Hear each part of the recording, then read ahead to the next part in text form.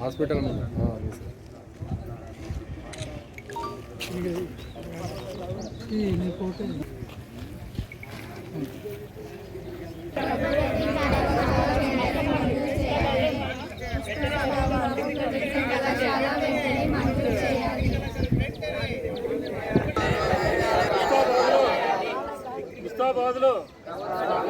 ఇట్లా ప్రారంభించలేదు.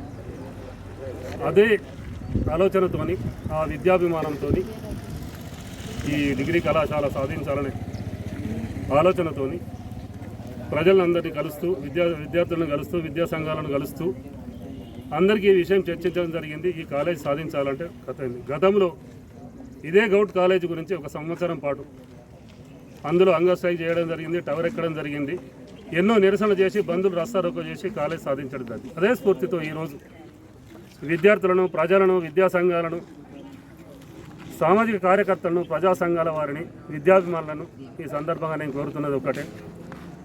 మొన్నటి వరకు ఆదిశీనన్న ప్రభుత్వ చీఫ్ విప్ గారికి వినతిపత్రం ఇవ్వడం జరిగింది. నెక్స్ట్ రెండవది ఏంటి అని అంటే మన కేకే మహేందర్ అన్న గారికి వినతిపత్రం ఇవ్వడం జరిగింది.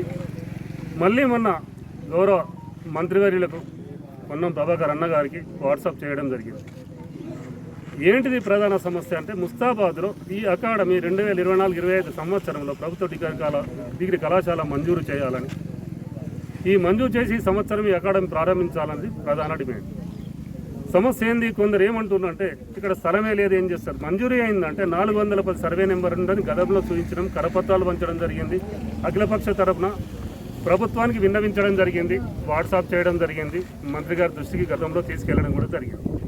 అదే స్ఫూర్తికి ప్రస్తుతం ఇక్కడ ముస్తాబాద్ ప్రజల చిరకాల వాంఛ, విద్యార్థులు మొన్నటి 10th పేపర్ రాసిన వాళ్ళు 535 మంది, గౌట్ కాలేజ్ వాళ్ళు 250 దాకా ఉన్నారు, బయటకు వెళ్ళే వాళ్ళు 200, అంటే సుమారు 1000 మంది విద్యార్థులు ఉన్నారు డిగ్రీకి.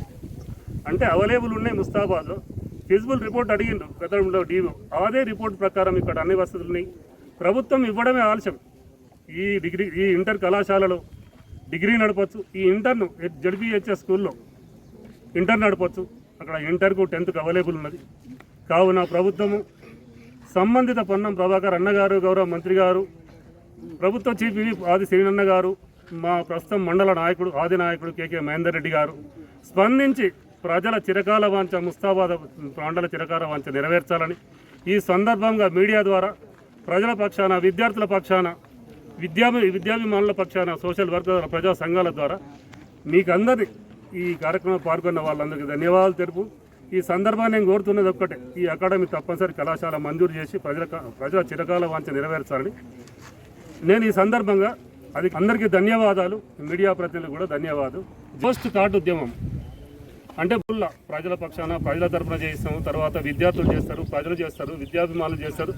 ఈ సందర్భంగా మీడియా ద్వారా కోరుతున్నది ఏంటంటే ముస్తాబాద్ మండల ప్రజలకు, విద్యాభిమానులకు, విద్యార్థులకు, మేధావులకు, ప్రజా సంఘాలకు మీ అందరూ తమంత పాత్ర పోషించి ఈ పోస్ట్ కార్డు ఉద్యమాన్ని తీవ్రం చేసి ప్రభుత్వానికి ప్రభుత్వం స్పందించే విధంగా మనం ఒత్తిడి పెంచాలని మీ అందరినీ సవినయంగా కోరుతూ ఈ సందర్భం కళాశాల లేక చాలా మంది విద్యార్థులు బాధపడుతున్నారు.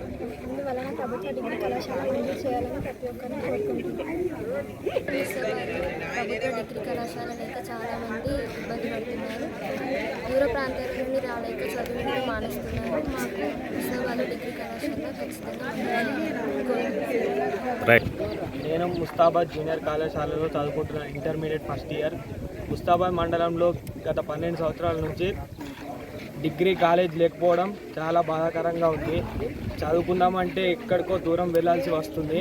మాకు దగ్గర డిగ్రీ కాలేజ్ ఏర్పాటు చేయాలని కోరుతున్నాం.